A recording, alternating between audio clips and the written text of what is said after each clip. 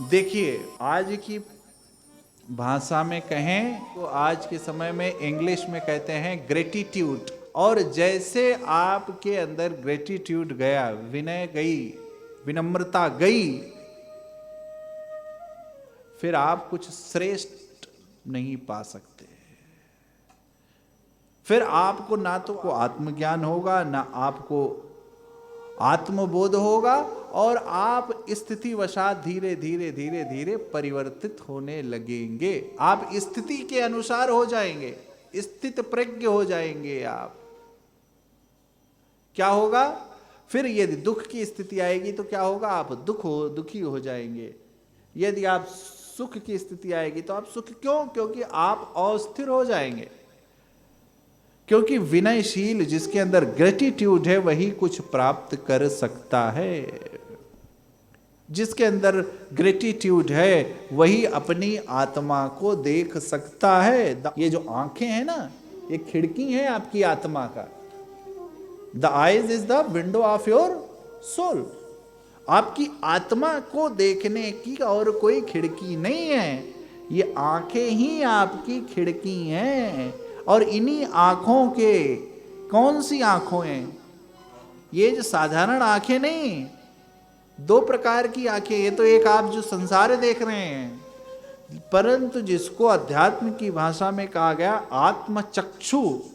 और आत्मचक्षु कहीं और दिखते नहीं है आपको, ये आपके अंदर स्थित हैं। और उस वहां तक पहुंचने के लिए, उस विजन तक पहुंचने के लिए आपको किसी और लेंस की आवश्यकता नहीं है। ये जो मन में पड़ा हुआ आपका जो मिरर है, दर्पण है, जो ये क्या हो गया है कहें तो उसको क्लीन करने की आवश्यकता है। ये जो इसमें जो भी मन, लोभ से या अनेक जो भी कचड़े हैं आपके, काम क्रोध मद मोह लोभ इत्यादि से जो कचड़ा जम गया है, जो डस्ट हो गया है, इसको धीरे धीरे जब तक आप एक क्लियर नहीं करेंगे तब तक आपके जो आईज बिहाइंड आईज हैं, क्योंकि आईज बिहाइंड आईज हैं, जो आपकी आंखों के पीछे का जो भाग है, जिसकी दृष्टि किसी और की ओर नहीं, आपके आत्मा की ओर है, मन की ओर है, वो उस पर आप नहीं पहुंच पाएंगे जब तक आपके मन का मैल नहीं खत्म होगा।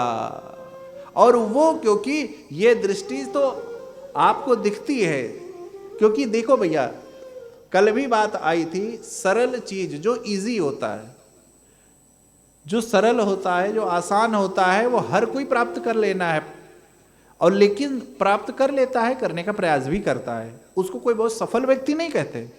जो कठिन चीज है, जो कठिन व्यवहार है, उसको अपने जीवन में उतारने वाले जीव को ही सफल जीव कहते हैं। और कठिन वस्तु एक दिन में नहीं प्राप्त होगी, जिसकी कल की बात आई थी, शर्त है, पहली शर्त तप है, और ये एक दिन में नहीं आएगा। कथा एक दिन में समझ में नहीं, आप सोचो आधे घंटे में आए और कथा समझ के चले जाएं, असंभव। कथा का अभिप्राय ताली बजाना नहीं है। कथा या स्पिरिचुअलिटी, देखिए, पर वो धर्म है ही नहीं जहां पर तलवारें निकल जाएं। धार्मिक आपकी अपनी अलग परिभाषा होगी, वो हिंदू मुस्लिम सिख ईसाई इत्यादि में आप बांट सकते हैं इसको, परंतु ये धर्म है नहीं एक्चुअली। धार्मिक होइए ना होइए आपकी परिभाषा है, परंतु आध्यात्मिक होइए। Spiritual power is very important. और स्पिरिचुअल पावर के लिए आप जो ये तथाकथित स्पिरिचुअल्स जो भी लेक्चर हैं, जो सुनते हैं आप मोटिवेशनल, इनसे आपको वो ज्ञान प्राप्त होगा नहीं, क्योंकि वो आधी अधूरी बात बताएंगे। उसके लिए सीधी सी बात है, ये ग्रंथों में उतरिए, ये बहुत स्पिरिचुअल है, आप अपने मस्तिष्क के अनुसार जितना समझ पाइए। क्यों? क्योंकि अगम है, निगम है, नेति कहते हैं हम इसको, गा गा के नहीं थकते। ये समुद्र है, जैसे समुद्र में एक बार गोता लगाने से कोई मोती आ जाए तो इसका अभिप्राय ये नहीं कि सिर्फ एक ही मोती था, आप जितनी बार लगाएंगे उतनी बार नया। उसी प्रकार ये मानस है, समंदर है, जितनी बार गोता लगाएंगे उतनी बार आपको कुछ नया प्राप्त होगा। परंतु दुखद है, हम गोता कहां लगा रहे हैं? हम तो गोता अपने मोबाइल में लगा रहे हैं भैया।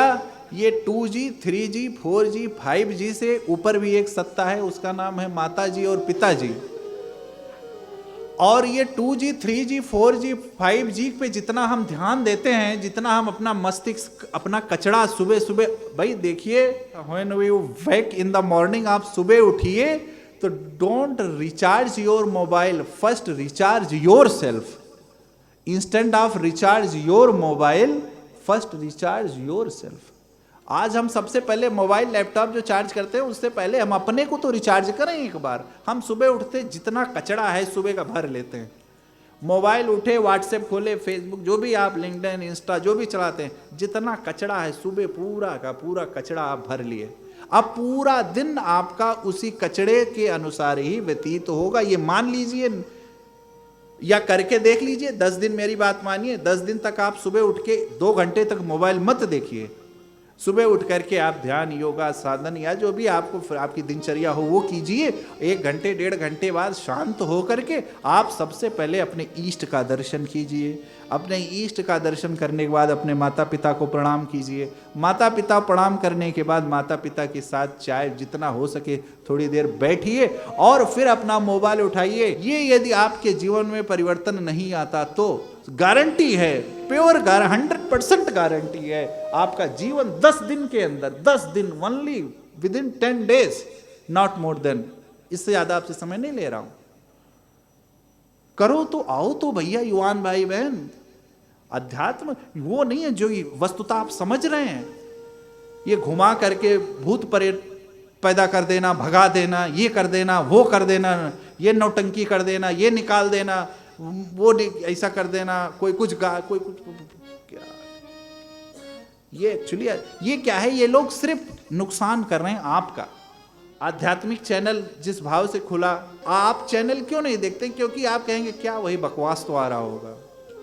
इंटेलेक्चुअल लोग चैनल से भाग रहे हैं और किसी भी समाज का निर्माण नहीं हो सकता जब तक उस समाज में प्रबुद्ध का सहयोग ना हो। और प्रबुद्ध व्यक्ति जहां पर नहीं होगा, वो चाहे पार्टी हो, चाहे घर हो, चाहे समाज हो, चाहे जो ऑफिस हो, संस्थान हो, प्रतिष्ठान हो, आदमी क्या कहता है, भैया अच्छे लोगों को जोड़िए। अच्छे लोग क्या, वही प्रबुद्ध लोग, जिनका इंटेलेक्ट जगह है, वो हर चीज ऐसे व्यर्थ नहीं करते, उसके पीछे लॉजिक होता है।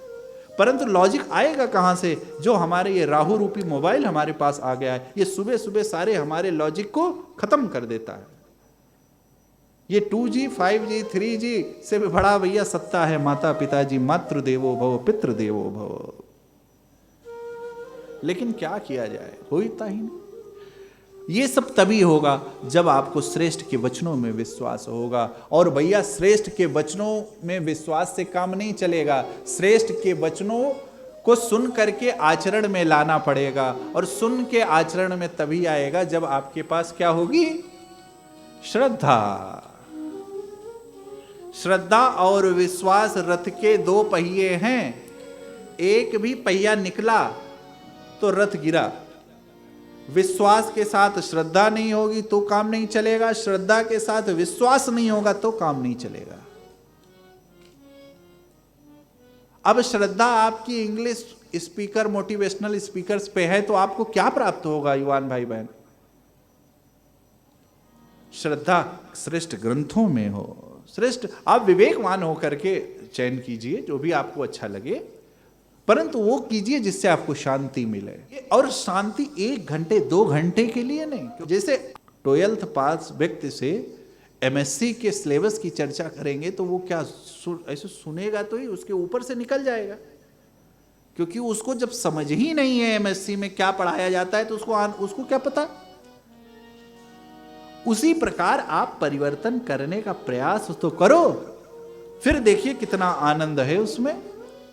ये सोशल मीडिया से बाहर तो निकलो थोड़ा सा, इसके बाहर भी समाज है। मैं भी मोबाइल देखता हूं, व्यापारी हूं तो मोबाइल देखना है, ऐसा नहीं कहता मोबाइल मत देखो, परंतु क्या देखना है, कितनी देर देखना है, खूब देखो।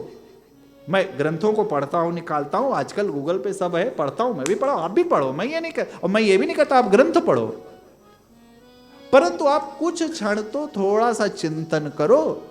और माता पिताजी को विशेष ध्यान देना है कि हमारे बच्चे क्या देख रहे हैं। इसका आपको एक दिन से नहीं, आपको इसका जब बचपन से ही देखना पड़ेगा। बचपन में यदि आपने छूट दे दी, क्योंकि जीव का जो संस्कार बनता है वो बनता है 14-15 साल से 21 साल 20 साल, ये जो 5-6 साल हैं, इस बीच यदि आपने अपने बच्चों पर ध्यान नहीं दिया, अपने नाक नक्शा में और ब्यूटी पार्लर में समय गुजार दिया, तो फिर ये समझ लीजिए कि आप जीवन भर उसी बच्चे को सुधारने के लिए आप जीवन भर सर पटकेंगे, बाबा के पास जाएंगे, मानसिक रोगी के पास जाएंगे, किसके पास जाएंगे, क्या कहें। मैं मोबाइल का विरोधी नहीं हूं, मैं ये भी कहता हूं आप, लेकिन ये ध्यान दो कि आपका बच्चा पढ़ रहा है कि क्या कर रहा है। बीच बीच में चेक कीजिए कि पढ़ रहा है कि कुछ और गुल खिला रहा है। ये माताओं पर इसकी अधिक जिम्मेदारी है। क्यों? क्योंकि बच्चा मां के समीप रहता है। यदि मां झूठ बोलना शुरू कर देगी, अपने पिता से बचाना शुरू कर देगी, अपने पिता से बात नहीं उसकी शिकायत नहीं बताएगी, क्यों? पिता अभिप्राय जो श्रेष्ठ हो, जिससे बच्चा डरता हो, फिर धीरे धीरे फिर वो मां की एक गलती धीरे धीरे धीरे धीरे कितना बड़ा रूप ले लेगी वो। फिर आप वही स्थिति अब 40-50 साल की उम्र में कोई किसी का स्वभाव बदलता है क्या? ये तो बस कोरी कल्पना है। 40 साल की उम्र में स्वभाव बदलेगा? असंभव। जिसने 40 साल जिस व्यसन में जीवन, क्यों? क्योंकि अब उसकी गलती नहीं है, अब उसको उसके प्रारब्ध पर छोड़ देना चाहिए, क्योंकि उसका प्रारब्ध भगवान ने वैसा ही बनाया है। अब उस पर बहुत विचार कर कुछ होगा नहीं। आप उल्टा और अपना सर, जो आपका जीवन बचा है उसके चक्कर में आप अपना जीवन और नरक बना लेंगे। अब छोड़ दीजिए कि जाओ भैया, जैसे आपका प्रारब्ध आपके जीवन में यही लिखा था वही, काहू न को सुख दुख कर दाता, लेकिन कौन मेट सकता है, भावी मेट सकहि त्रिपुरारी। और कब? देखिए, जब तप आएगा, तप के बल से ही विप्र क्या करता है, समाज की संरचना करता है, तप के बल से ही राजा राज करता है। मैं नहीं कह रहा हूं, रामचरितमानस कह रही हैं।